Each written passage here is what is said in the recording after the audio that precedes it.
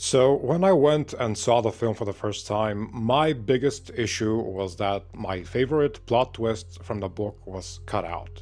And it was Alia Atreides, the little creepy 4-year-old Alia with the mind of a Reverend Mother, just fucking up everyone in the throne room just before the Fremen attack on the Emperor's forces. The story is that, and spoilers if you haven't read the book, first, it's actually the Emperor who attacked the Fremen, and they actually managed to kill Paul and Chani's first baby, and capture little Alia, his sister, who at this point was like, I think 4? And once they capture her, they take her to Arrakeen as a hostage so that the Emperor could use her to blackmail Paul into obeying him. And when they take her there, the Baron is also summoned to answer to the Emperor for his incompetence in handling the Fremen crisis. And so Alia meets the Baron, and all of them. She meets the Emperor and the Reverend Mother Mohayam, who immediately knows who and what she is, and calls for them to kill her, saying that this little innocent-looking child should never have been born, and must be cut down because it's a quote-unquote abomination. And then little Alia,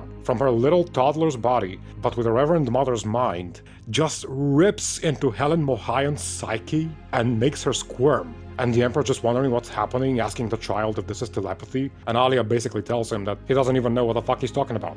And then finally, the Fremen outside blow up the shield wall, and the Emperor's residence shakes, making everyone inside start to panic. At which moment, the Emperor finally gets furious and orders that they kill Alia. And the Baron Harkonnen, in order to, I guess, try and kiss up to the Emperor, shouts that he'll take care of her, and tries to grab her. And it is at this point that little creepy baby Alia stabs him with a Gom Jabbar needle, the same poison the Bene Gesserit use when testing people with their pain boxes. And the Baron dies in like 2 seconds, with a look of sheer horror on his face, after which the walls of the hole they're in get blown up, with a desert storm rushing in on everyone inside. And after this, little baby Alia runs out in the storm to stab to death with her Fremen knife all the Imperial soldiers who were still there alive and wounded on the battlefield.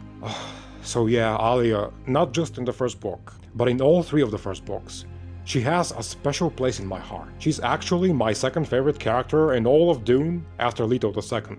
I cannot describe to you how obsessed I was with this idea of genetic memories and them taking over your mind as if your dead ancestors were trying to live again through your own body. And it's not as stupid as a ghost possession story, it's actual possession by means of biology.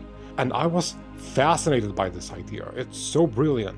And Alia being all alone while this happens to her, it just shattered my heart. She was a horribly tragic and beautiful character. And so, when they cut her role from this new film to such a large extent, my first time watching, I was in an angry book rant stage throughout the rest of the film, thinking like, fuck this, I wanted my Alia. And the first thing I actually did once the credits rolled and we got off our seats was to tell my cousin that they cut out Alia. That is how angry I was. But then I went home and I thought about it for several days, and I reread the passage from the book because I wanted to relive it. And a few more days passed and we went to see the film a second time, and I realized I was wrong. I was completely and utterly wrong. You might have heard from my previous video on watching Dune a second time that this, my second viewing, was really like a religious experience for me. Because I made myself let go of the book and of my teenage memories. I let go of my preconceived notions and realized that actually the book is not perfect. It might be generally better than the film. A book almost always is. But at least here, regarding this particular moment in the story, I am now of the opinion that they were right to leave her out. Because as the Fremen army attacked Arrakeen and busted down the doors of the Emperor's palace, what in the world would have been more logical to happen than Paul Atreides just marching in there all by himself, looking like a ferocious Osama bin Laden, ignoring everyone else in the whole room, and going straight over to the Baron and just stabbing him like the disgusting swine that he is? When I watched the scene a second time, it fell together like a perfect puzzle. The circle was complete, and Paul's triumph of vengeance was complete, and it felt amazing. All I had to do was let go of the book. And do you know what's interesting? Once I let go and realized how much I loved the changed scene, I then went home and flipped through the book pages again just to read these paragraphs one more time. And then I felt like if Alia was the one that killed the Baron at the end of the film, just a little girl who the audience would have been just introduced to, it would have felt a bit like the moment from Game of Thrones when Alia came out of fucking nowhere and killed the Night King.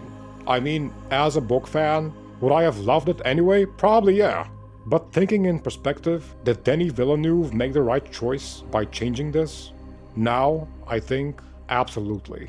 And he did it masterfully.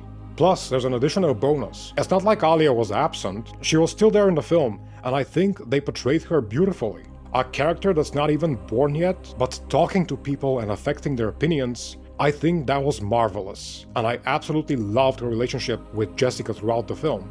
Baby Alia in this movie felt like Sauron in the Rings trilogy. Never actually there in any scene, but always in the background as a giant creepy eye, observing everyone and everything and being omnipotent.